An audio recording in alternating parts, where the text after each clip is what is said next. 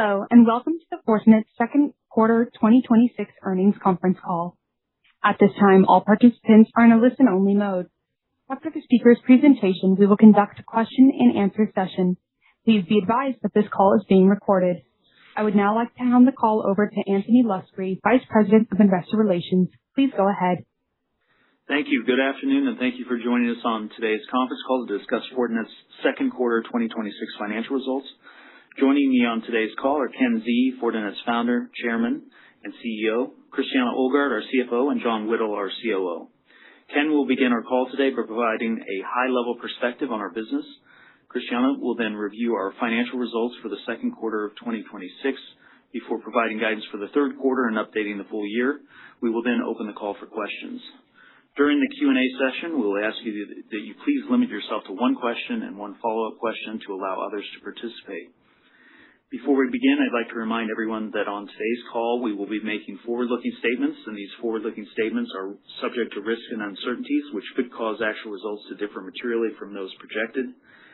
Please refer to our SEC filings, in particular the risk factors in our most recent Form 10-K and Form 10-Q for more information.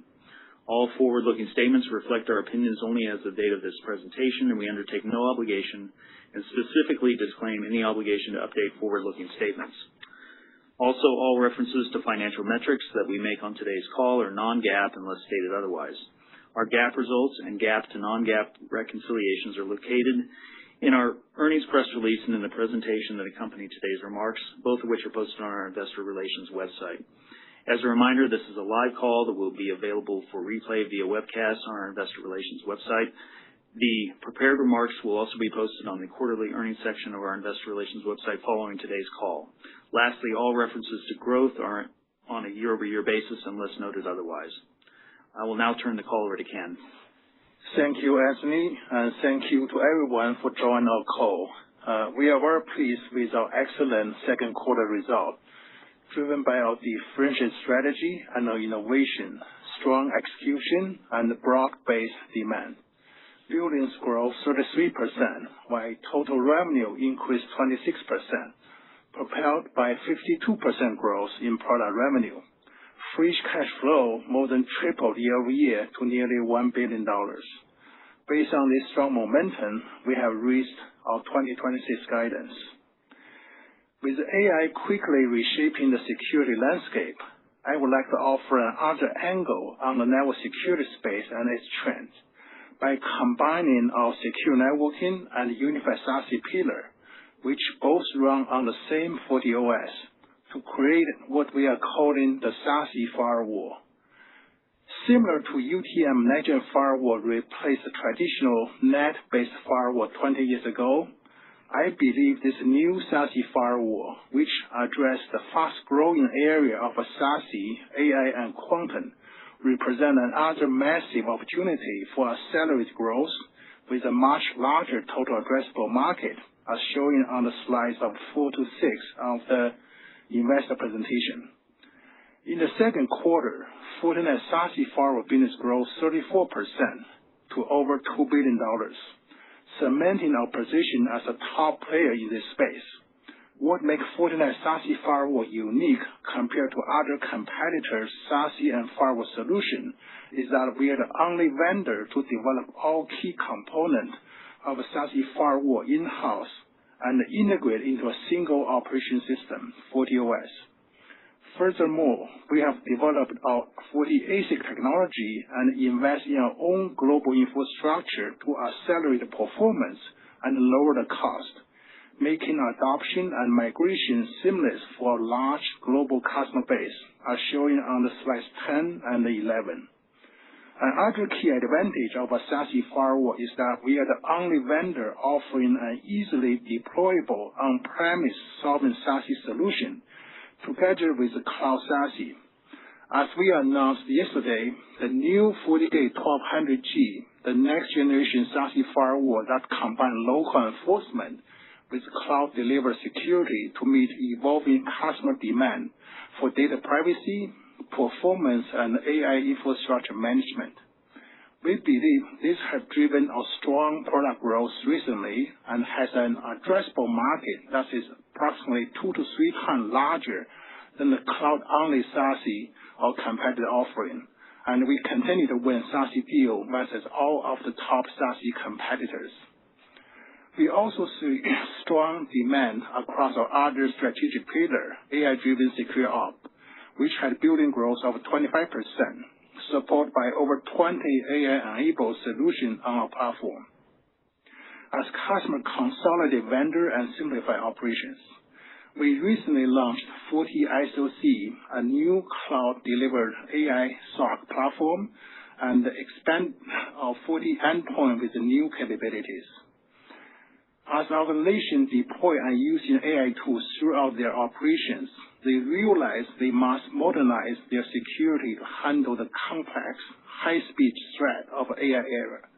And Fortinet is uniquely positioned here as our FortiOS platform and FortiASIC technology allow enterprise to securely scale their next-generation AI environment with faster and better protection and simplified operation. Looking ahead, we believe the combination of AI-driven security demand, our integrate and accelerate SaaS firewall platform solution, and our strong operation model position Fortinet well for long-term balanced growth with strong cash generation, recurring revenue, and a shareholder-focused long-term growth capital allocation strategy while consistently deliver GAAP profitability. I would like to thank our employees, customers, partners, and suppliers worldwide for their continued support and hard work. I will now turn the call over to Christiana. Thank you, Ken, and good afternoon, everyone. We delivered a strong second quarter, exceeding the high end of our guidance across billings, total revenue, operating margin, and earnings per share. Our continued momentum reflects broad-based demand and strong execution across customer segments, industry verticals, geographies, and our integrated and innovative portfolio of solutions, further validating the strength of our platform strategy. Total billings grew 33% to $2.37 billion, driven by robust demand for physical infrastructure and related attached services across secure networking and unified SASE. We delivered exceptional billings growth across each of our three pillars in the first quarter, followed by an even stronger accelerating growth rate in each of the pillars in the second quarter. Secure networking billings grew 34%. We saw persistent high FortiGate demand as customers expanded their network security, including operational technology environments, LAN edge, and AI data centers.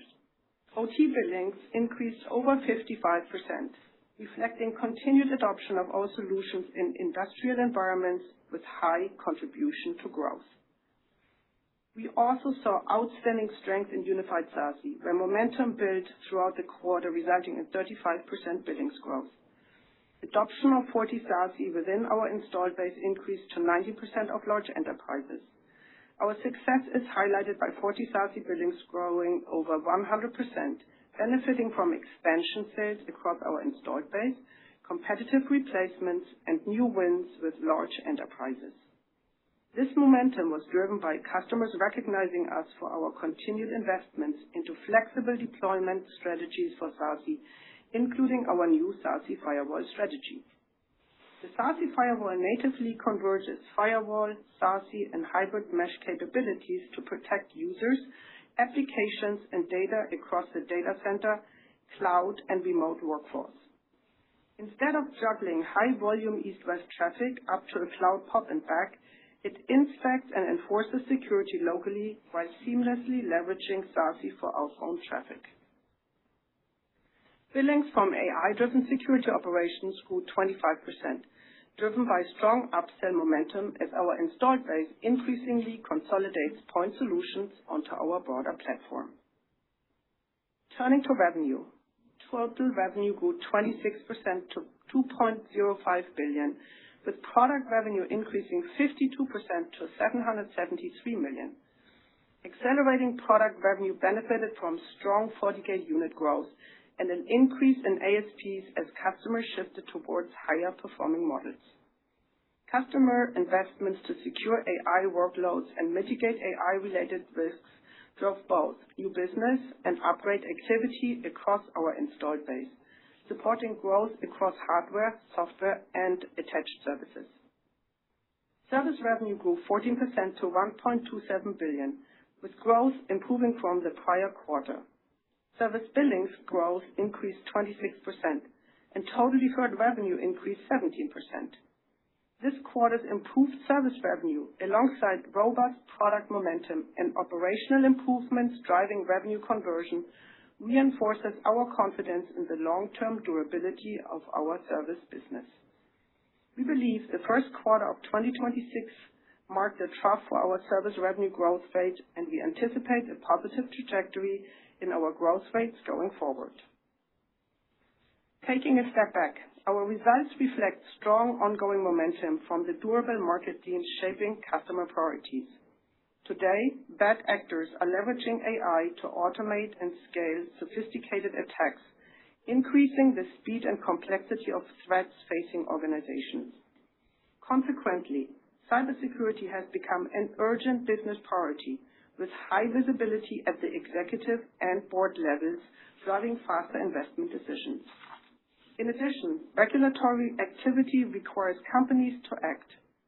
In response, enterprises are increasingly upgrading their network security infrastructure to support the demands of AI-driven workloads and growing data volumes, more complex distributed environments, and the need for stronger network segmentation.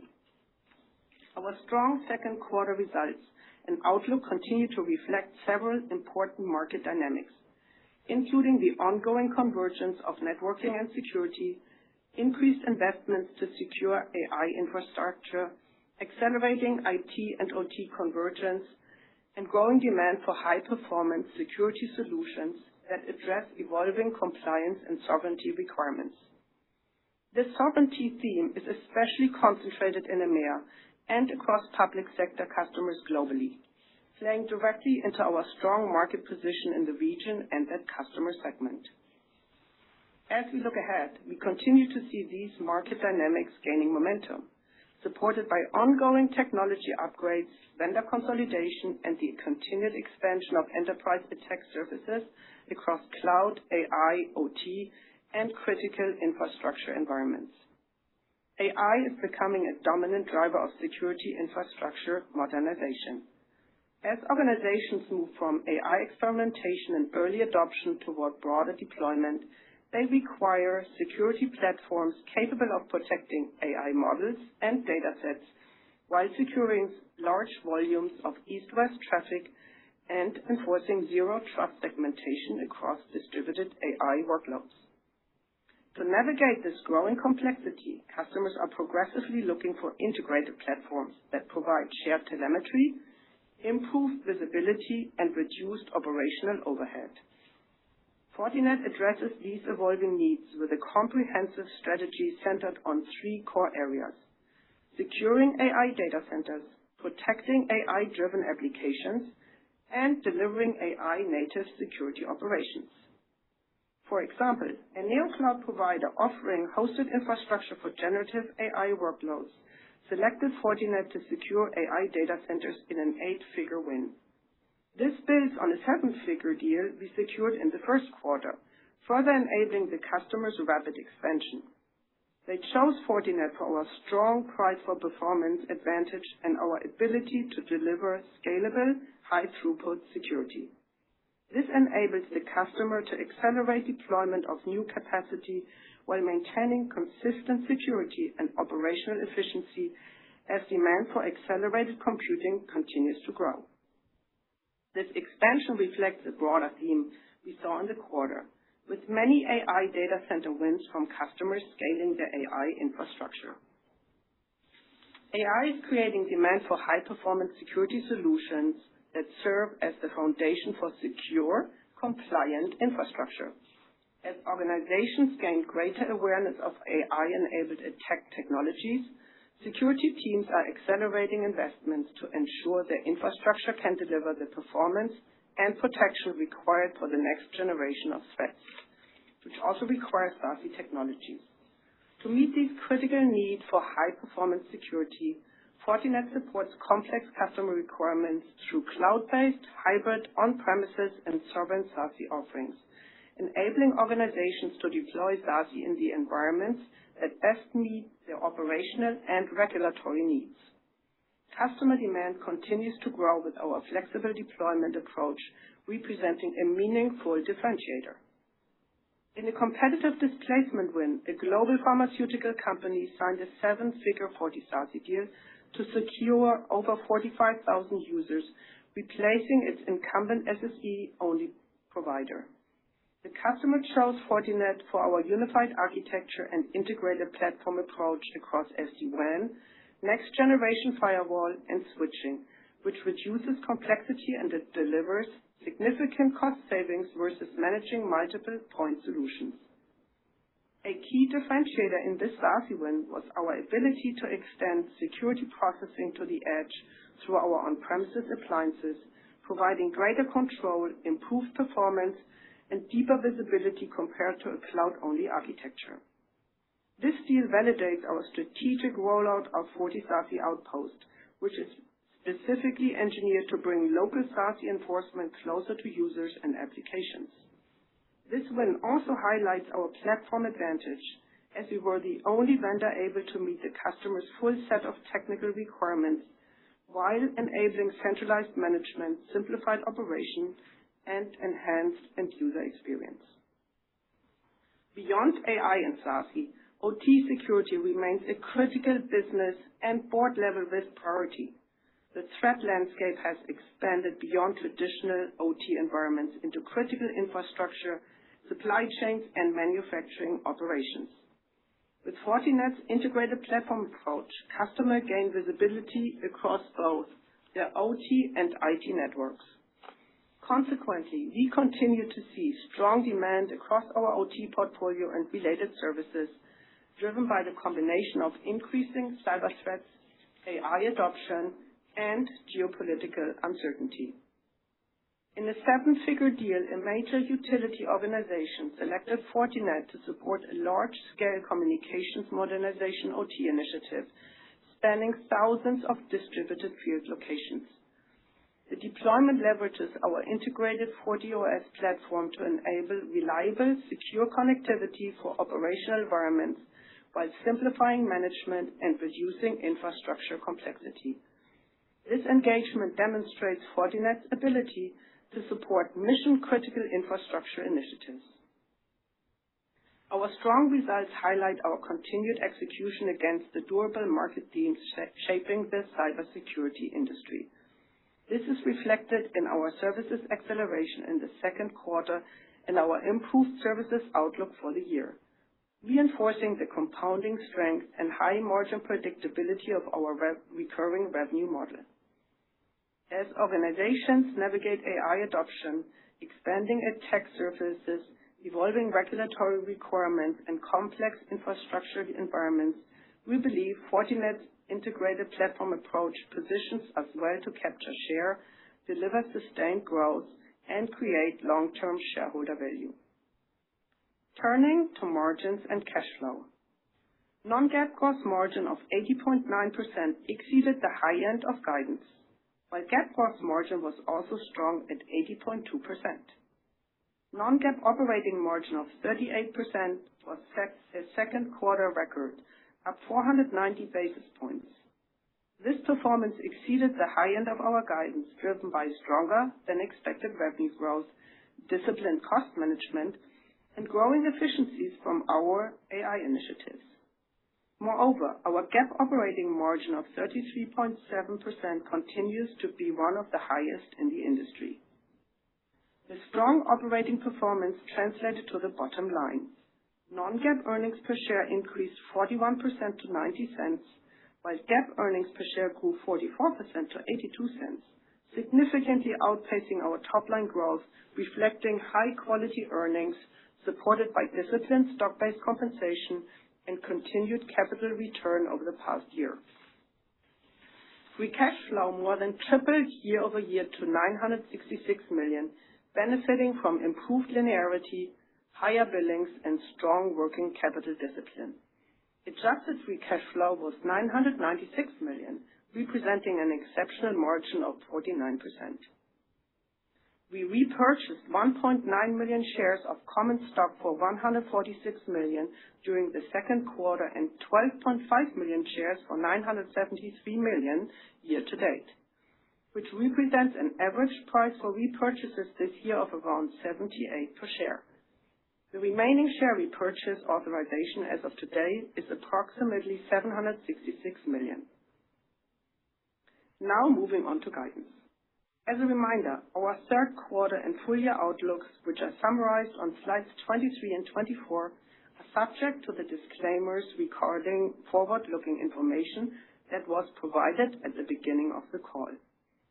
Consistent with our disciplined and prudent approach to guidance, our strong first half of the year supports a higher full year outlook. We are raising our guidance across all top-line metrics, including billings, revenue, and service revenue, as well as operating margin and earnings per share, while managing the remainder of the year on a quarter-by-quarter basis. This quarter's improved services revenue growth, along with a strong outlook, allows us to raise our service revenue guidance, reflecting a positive trajectory in our service revenue growth rates. For the third quarter, we expect billings in the range of $2.25 billion to $2.35 billion, which at the midpoint represents growth of 27%.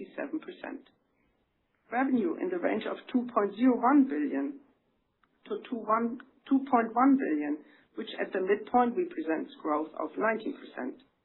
Non-GAAP gross margin of 79 to 81%. Non-GAAP operating margin of 35 to 37%. Non-GAAP earnings per share of 83 to 87 cents, which assumes a share count between 741 and 745 million. Infrastructure investments of 100 to 150 million.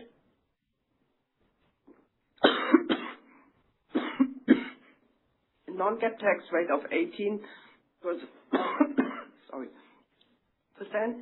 and cash taxes of 100 to 130 million. For the full year, we expect billings in the range of $9.35 billion to $9.55 billion, which at the midpoint represents growth of 25%. Revenue in the range of $8.02 billion to $8.18 billion, which at the midpoint represents growth of 19%. Service revenue in the range of $5.18 billion to $5.22 billion, which at the midpoint represents growth of 14%. We continue to expect service revenue growth to pick up in the second half of the year, driven by accelerated product revenue growth, the key leading indicator. Non-GAAP gross margin of 79 to 81%, non-GAAP operating margin of 35 to 37%, non-GAAP earnings per share of $3.41 to $3.47, which assumes a share count of between 741 and 745 million. Infrastructure investments of 350 to 550 million, non-GAAP tax rate of 18%, and cash taxes of 400 to 450 million. I now hand the call back over to Anthony to begin the Q&A session. Thank you, Christiana. As a reminder, during the Q&A session, we will ask that you please limit yourself to one question and one follow-up question to allow others to participate. Operator, please open the line for questions. Thank you. If you would like to ask a question, please click on the raise hand button at the bottom of your screen. When it is your turn, you will hear your name called and receive a message on your screen notifying you that you may unmute yourself. We will allow a moment for the queue to form. Your first question comes from Saket Kalia from Barclays. You may now unmute and ask your question. Okay, great. Hey guys, can you hear me okay? Yeah, all good. Thank you. Hey, excellent. Well, hey, thanks for taking my question here and congrats on another strong quarter. Ken, maybe for you on that point, this is the second quarter in a row of accelerating billings and product growth. And we've all talked about things like AI data center, OT and other trends. But I'm curious, what do you think is driving the accelerating growth here? And just as importantly, how durable do you think be? Yes, that is a very good question. We also spend a lot of time try to study whether it's a new market trend or it's a supply or other things. We do believe the growth actually is a long term for Fortinet. Definitely you see the AI change a lot of our security landscape. And also with our kind of like a investment from the ASIC chip, from our own infrastructure, from the R&D innovation, we also position much better than any of our other competitors. That's also the reason I kind of try to call a new term, which I'm not sure will be everybody would like that. It's a SaaS firewall. You can see on the investor slides, number 6, I believe. It's kind of a this new platform starting replacing the traditional legend firewall, and also replace a lot of like a single solution SD-WAN vendor, and also competing quite well with all the cloud SaaS provider, which Christiana gave the example in like some global company. The cloud-only SaaS solution cannot meet the customer requirement, which they need to have a data privacy. They need to process a lot of information locally instead of sent to the cloud. So that drives the change in the whole landscape, and we do believe it's a growth quite long term, just like 20 years ago. The UTM legend firewall replaced the traditional net-based firewall. Got it. That's very helpful. Christiana, maybe my follow-up for you, and hopefully your team has gotten you a little cup of tea or a cup of water there. But maybe the follow-up for you is, how are you thinking about the impact of price increases on your product growth for Q3 and Q4? Right, I think there have been a couple of price increases, of course, to reflect the higher input costs. But curious how you're thinking about the impact here as we go into the second half. Yeah, we have approximately high single digits impact built into our billings assumptions for the second half. And it's very dependent on product mix and what is being sold, because yes, there were price increases, but they were not for every product and every service. So it really depends on what's going. And this is why also, if you look back at my prepared remarks, we saw really good unit growth, and we saw good ASP growth from moving higher in the various product mixes. So that's a good sign also that the customers are preparing for more network traffic than previously. Yeah, also we kind of building the trust with our partner, with our customer. So we just want to maintain the same gross margin. That's where we kind of real-time adjust the price based on some component costs like memory.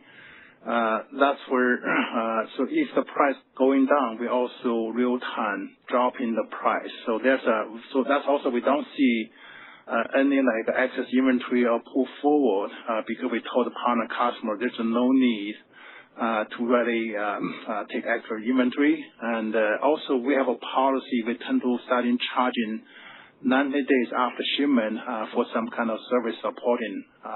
So that's where there's no incentive to keep an extra inventory. Very helpful, guys. Thanks so much. Thank you.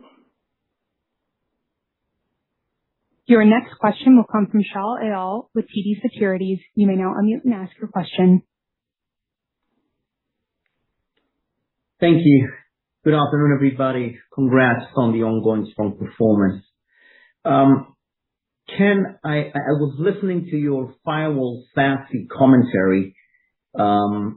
Maybe help us understand, maybe it's building a little bit on Saket's question, or at least your reply, but maybe how AI is propelling the convergence of firewall SASE forward. AI definitely generate a lot of additional traffic.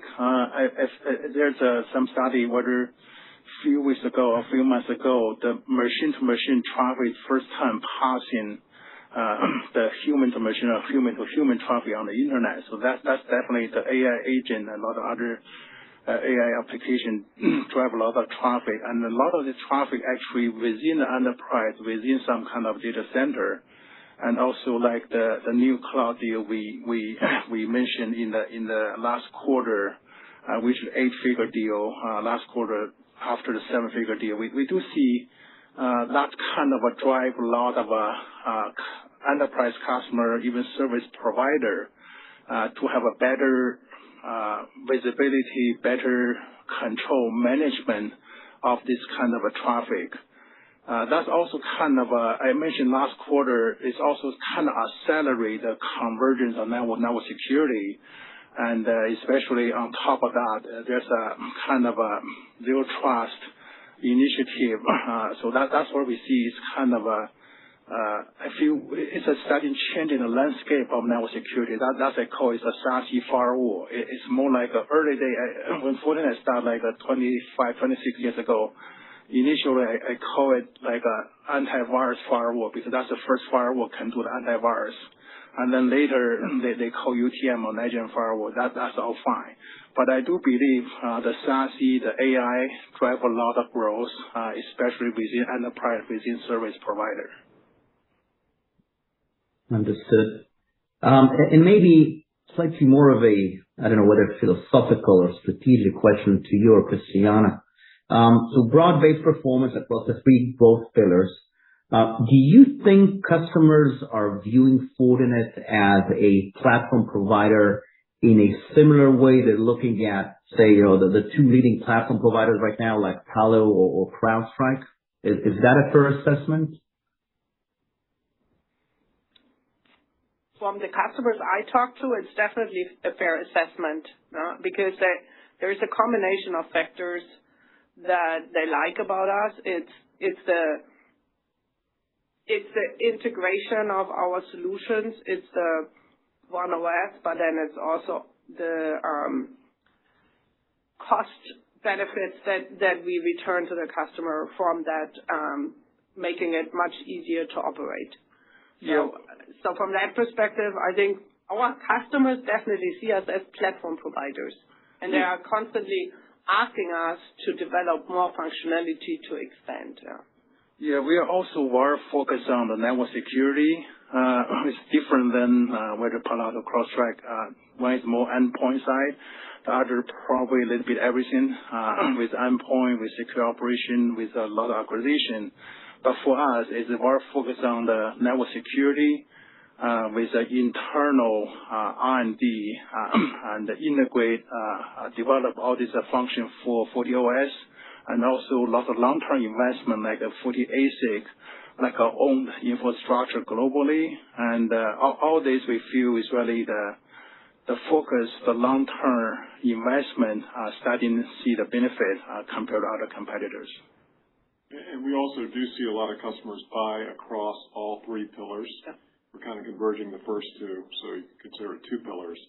We'll see a bunch of deals where customers are buying from the secure networking, the SASE, and the security operations pillar.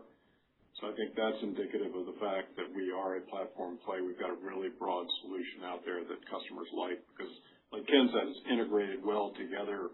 It was designed from the ground up to be integrated and work really well together. So I think that's a big competitive differentiator for us. Thank you for the color. Your next question will come from Gray Powell with U.S. Bank. You may now unmute and ask your question. Okay, great. Thanks. Just want to make sure. Can you hear me okay? Yep. All right. Well, thank you. Congratulations on the strong results. Maybe just to dig into some of the disclosures. It was really great to see the acceleration in both unified SASE, ARR, and billings this quarter. Is there any way to comment on what component within that category contributed the most to the acceleration? Was it on the SD-WAN or the secure service edge side of the portfolio? And then I guess just my follow-up would be, are you seeing SD-WAN or like the access part of SASE become a bigger consideration point in those discussions with customers? Yeah, we see the FortiSASE more than double year-over-year. And SD-WAN also we see pretty strong growth because all the other top 5 competitors all come from acquisition, and they all have separate approach compared to whether the firewall, SD-WAN, and then SASE. So they have to have a point solution run like 2, 3 different box to do what we can do in a single box, single OS. On the other side, there's a new market that we call the sovereign SASE, on-premise SASE. Like the example we gave, this a global pharmaceutical company. We're the only one can meet their requirement, have a data processed locally. They have a lot of confidential data, all this medical data. They have to process locally.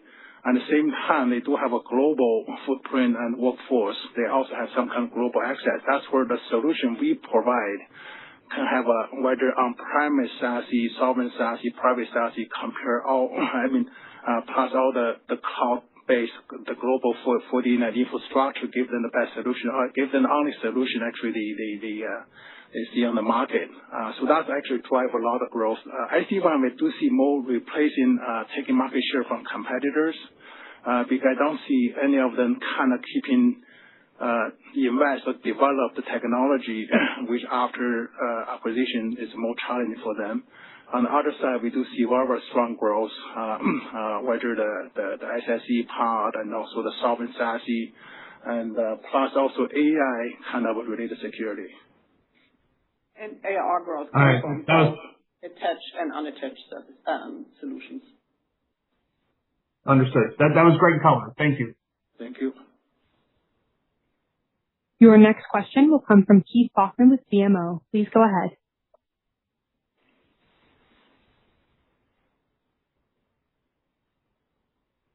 Keith, your line is open. Please ask your question. Yeah. Can you hear me okay? Mm-hmm. Yeah, good. Okay, great. Christiana, first of all, I hope you feel better.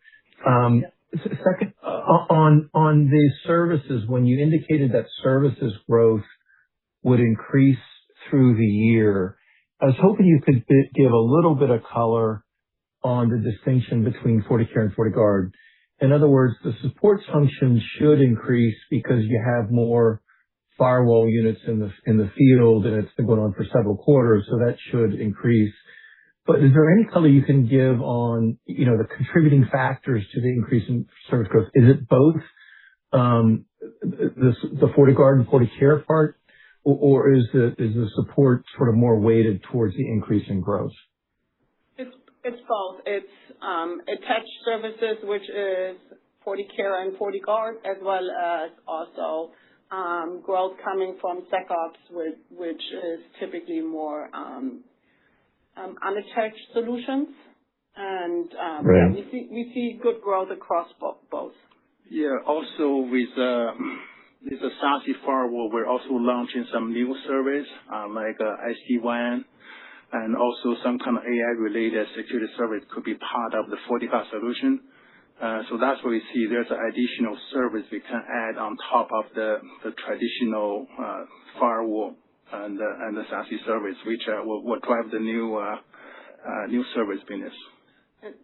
And maybe to provide some more color, I mean, when we expand in customer deployments, and that's what I tried to point out in my prepared remarks as well, we really make sure we sell attached services, including respective FortiGuard services. Yeah, also the bundle service. Yeah, the bundle service we launched like a few months ago, see very strong growth, which bundle the SD-WAN, the SASE all together. So that is a very good drive for the growth, service growth. Okay, great.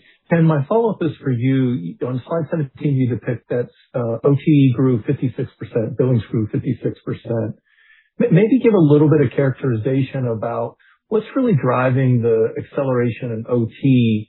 And so, how durable is that? If it was AI-based, it would seem that has long-term durability, but just maybe flesh out a little bit on the why and the durability. Yeah, it's really like a 2-3 factor. One is really we have invested in OT for a very, very long time, and we don't see our competitor really much focus in this area. And also recently, there's a lot of growing in like infrastructure build up, utility, security, and all this. That's also because the not only long-term investment, but also technology like ASIC fit in the OT security quite well. So that's we feel we have a huge advantage compared to any other competitors, and we continue to lead. Actually, in field report, we're the only leader in the space, and we do believe we're keeping growing going forward. And let me add some more color on the OT side. I mean, critical infrastructure is being targeted quite a bit more than maybe years ago, and it hasn't had that much security in the past from a cybersecurity perspective, mostly because the critical infrastructure was not integrated into IT networks. So we see a lot of white space, so to speak, from that perspective in this field. If you look at Europe, you have a lot of regulations, whether it's NIS2 or others, that actually require critical infrastructure providers to secure their infrastructure and have good reporting, have supply chain validations and so on for cybersecurity there. So there are a lot of drivers that make this a super durable and growth driver for us. Yeah, I think okay, perfect. Thank you. Yeah, we are probably the only network security vendor talk about OT security the last few years. I have not heard our competitor talk about OT security yet. Yeah, we've invested. Yeah, I would think there's net new logos there too as well. Yeah, we've been growing this for years, and it's ruggedized solutions. So it's also on-prem solutions that are well suited for OT environments, and it's integrated solutions that simplify the management. So, for example, our FortiGate integrated with FortiLink and access points and switches really is a solution that a lot of OT providers like a lot, and I think all of this has culminated in this growth, but also industry analysts agree that we're number one in this sector. Yeah, perfect. Thank you. Your next question comes from Meta Marshall with Morgan Stanley. Please go ahead. Great. Thanks so much. A couple of questions. Just in terms of customers changing traffic patterns with AI, just wondering if you could speak to whether some of the increases that you're seeing are due to kind of shortening refresh cycles as they need to kind of upgrade to the newest ASICs to accommodate the traffic, or just kind of how you're seeing that refresh behavior from customers. And then maybe a second question, just following up on that OT question that you just got, just in terms of sizing, how to think about, for an average data center, how we should think about kind of the OT attach rate, if there's just a percentage of a data center build that we should think of that is kind of security related, that would be helpful. Thanks. AI definitely changing some behavior. And also, I keep saying AI actually accelerate the convergence of network security. So within enterprise, the customer definitely want to have a better visibility how this AI agent, all this AI traffic kind of behave. And the same thing for the service provider, the data center, all this near cloud provider. That we see a pretty strong, we call the internal, we call it east-west traffic, which is mostly deployed internal inside data center, inside enterprise. That's actually ASIC performance advantage is definitely much precision for them much better than the competitors.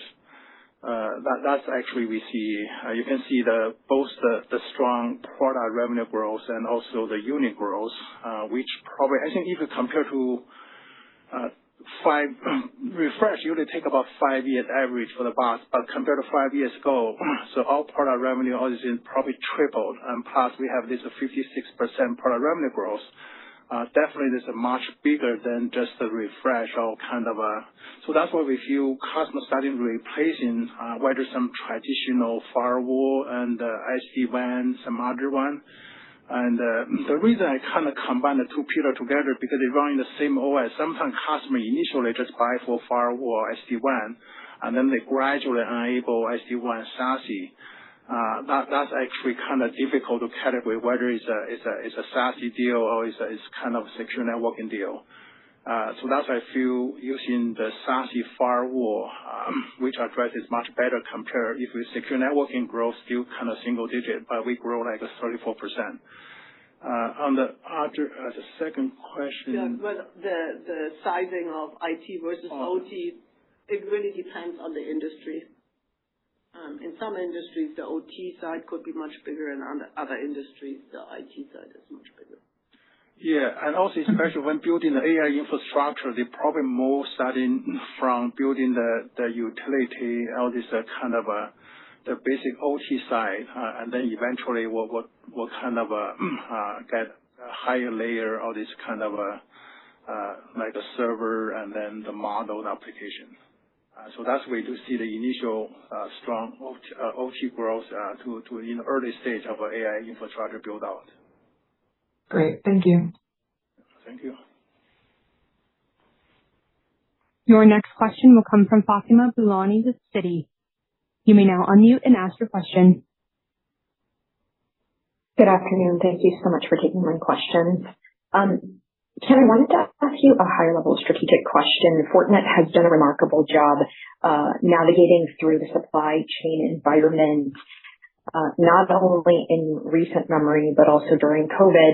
And so I wanted to talk to you and ask you about the collaboration with Intel, what the next phase of the network and security processes look like in collaboration with Intel. And, how do you think that brings to you a more advantageous position as you think about the future iterations of ASICs and how you can deliver them profitably and, continue to kind of navigate the current environment where cost inflationary pressures are extremely high. And then I have a follow-up for either John or Christian.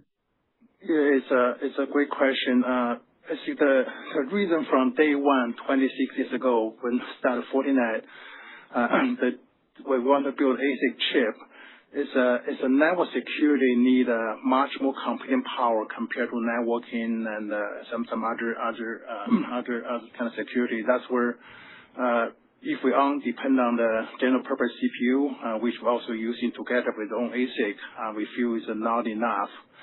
Cannot process the data quick enough or cannot add enough function to meet the customer need.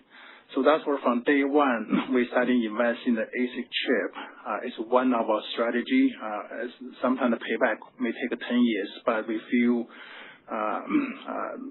after 10 years, we have a huge advantage. As I believe so far, we are still the only cybersecurity company develop own ASIC chip. And the partnership with Intel also very, very significant because Intel probably the only manufacturer in the U.S. Probably do all this kind of chip manufacturer. And we have great partnership, and we do believe combine the two company technology innovation, we can really bring the network security to the new level, and also even can be expanding into the new space. On the other side, we also feel network security will continue to expanding beyond the traditional enterprise. Can be eventually go to like now is with SASE can support in remote work from home. Eventually can be in a consumer in some lot of broad area, and the convergence of network security will keeping driving the space grow faster than the other area. At the same time, the AI we also see is a huge boost for the network security need, especially with a lot of new vulnerability discovery in all this software, and network security definitely gives them another layer of protection, another layer of visibility control. So that we see is I believe is very, very important strategy to keep investing this kind of long term ASIC chip on the infrastructure. That's what drives the long-term performance and lower the cost and eventually pass all this benefit to customers. I appreciate that detail. Either for John or Christiana. Christiana, you mentioned in your prepared remarks that the source of the operating leverage and the margins outperformance was tied to the revenue beat, cost controls and rigor, and also some AI efficiencies. I wanted to take a step back and ask you, over the course of the last 6 to 12 months, what have you done operationally at the company to allow for these types of efficiencies to become more prominent in your profitability profile? And specifically from a go-to-market, sales management, sales rigor perspective, could you talk to anything that you've been doing differently whereby your forecasting and your planning accuracy has increased? Because the trend of results in the recent quarters has been, consistently up and to the right, and certainly since you've come into the role. So I wanted to get more deeper, maybe granular perspectives on internally. I mean, the external market opportunity is very strong, but internally, how have you prepared with any metrics that you can share in very nimbly responding to the very strong market and demand forces? Thank you. Yeah, I think it's a team effort across all functions where we are leveraging technology, where we are leveraging also our internal AI build out to develop additional solutions that help us with cost-effective processes and insights.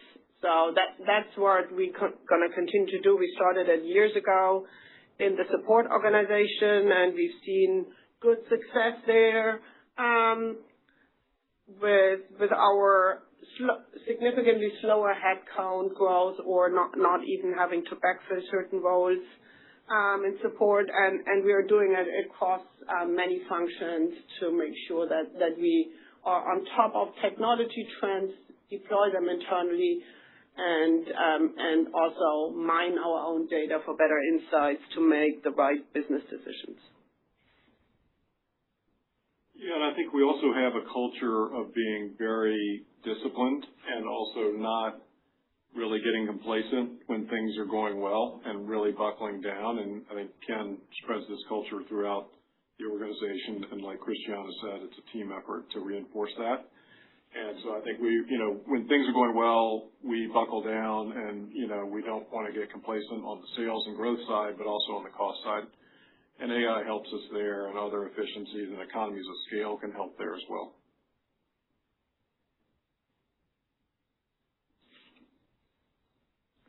Your next question will come from Gabriela Borges with Goldman Sachs. Please unmute and ask your question.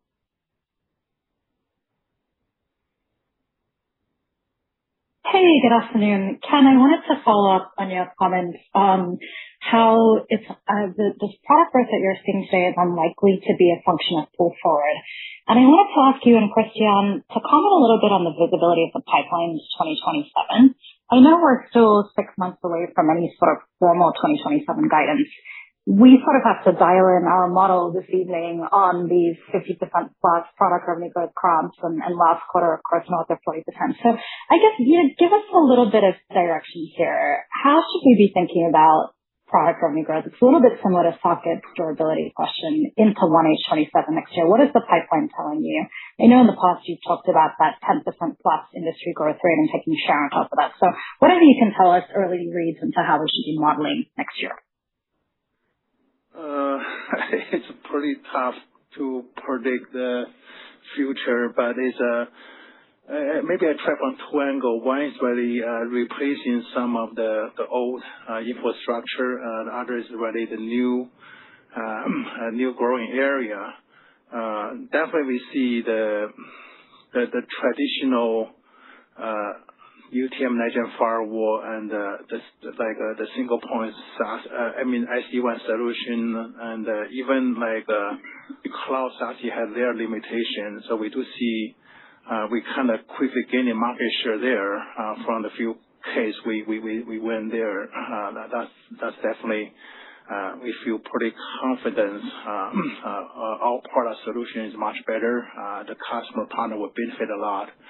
And on the other side, there's a new area, whether related to some kind of AI security and the new infrastructure build out, the OT. That's also we see we position well. It's a good kind of opportunity. We kind of closely engage with even for SaaS like 3 years ago, we only focused on SaaS for service provider. Now we see they're all starting to come back with all these sovereign SaaS, private SaaS, and the on-premise solution is a huge. That's the reason I say it's a 2 to 3 times larger than the cloud-only based SaaS.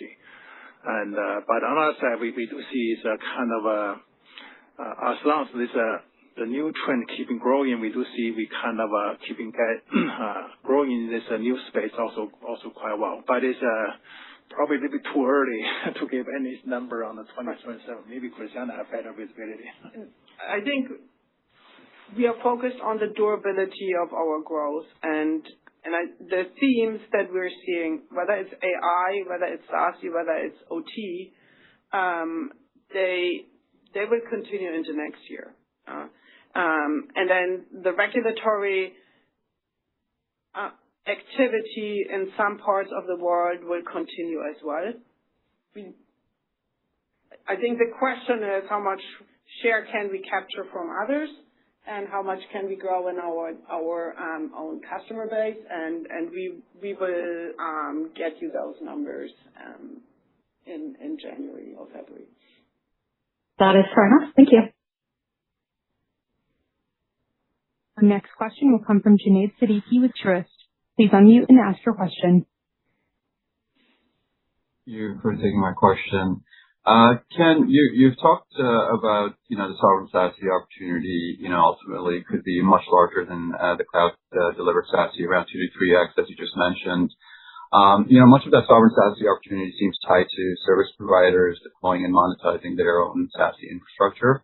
What are you seeing in the field that suggests providers are prepared to invest behind that strategy? And, what are some of the big factors that could potentially slow adoption relative to your expectations? I do believe a lot of service provider they need to change in their security service, go beyond the traditional some firewall VPN service. Then that's definitely some of the SaaS service is actually quite important for their customer. That also, they do have an infrastructure advantage. If they can leverage the infrastructure, deliver a SaaS, would be more like give kind of a better data privacy, better performance, leverage their local infrastructure, and at the same time, kind of a win-win situation for them and for customer, for us. But on the other side, a few years ago, they're kind of a little bit slow, but now we see things accelerate. But on the other side, we also see the enterprise also starting demanding this sovereign SaaS, like the case we gave out this global pharmaceutical company. They do want to have a SaaS deployed within their enterprise, within their data center. That's where the on-premise solution also quite important. That's also the product we announced yesterday, the 40K 1200G. We do put some big percentage content, emphasize how this outpost SaaS deployment is important for a lot of customers, because you can process all this data locally on the 40K and at the same time can also leverage some cloud, some management to really enforce some policy globally. That's the solution we see also well adopted for the enterprise. When they see this solution, they feel it's much better than the cloud only, which they have to forward a lot of their data traffic to cloud to process. And so we do see it's a kind of huge market both for the enterprise and for the service provider.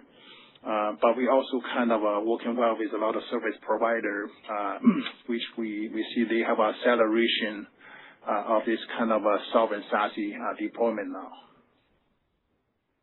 Great. Thank you so much. Yeah, thank you. Our last question will come from Joe Gallo with Jefferies. You may now unmute and ask your question. Hey, guys. Thanks for the question. Margin guidance is really, really impressive. Can you just kind of talk about the visibility into that, and do you envision any more price increases as it stands today? Actually, like I said, we want to maintain the same gross margin. The memory price kind of stabilized in the last few weeks or even last few months. We're doing like a monthly adjustment based on the cost, but we want to maintain the same gross margin. That's the policy. So that's what we feel. But like I said, it's a still single-digit impact of the business. We do believe the bigger drive is really the new SASE firewall approach, which give a customer a much better solution, better local control of their AI, their data, and at the same time, the new growing area like OT, like all this AI related, we do see that's much bigger driver for the growth. And we see the SASE firewall could be the new trend to drive the growth in the next 5 to 10 years. And then thanks for that. Just as a quick follow-up, product growth was very, very strong. Just any sense of the different components of that, networking versus firewalls, how growth profiles were for each of those? FortiGate, probably the fastest growing. Yeah, the fastest growth among that. Yeah. But that's also because FortiGate run the same FortiOS for both the traditional network firewall security function, at the same time for like SD-WAN for SASE.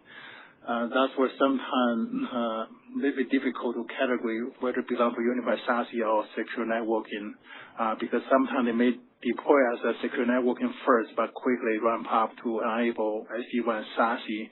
That's why I would like to call it a SASE firewall because it's the same operation system. Yeah, but FortiGate see the strongest growth. Awesome. Thank you very much. Nice job. Thank you. Thank you. That concludes our allotted time for Q&A today. I will now hand it back to Anthony Luscri for closing remarks. Thank you. I'd like to thank everyone for joining today's call. We will be attending investor conferences hosted by Rosenblatt, Stifel, Deutsche Bank, Goldman Sachs, and Kepler Cheuvreux during the third quarter. The Fireside Chat web links will be posted on the events and presentations section of our investor relations website. If you have any follow-up questions, please feel free to contact me, and have a great rest of your day.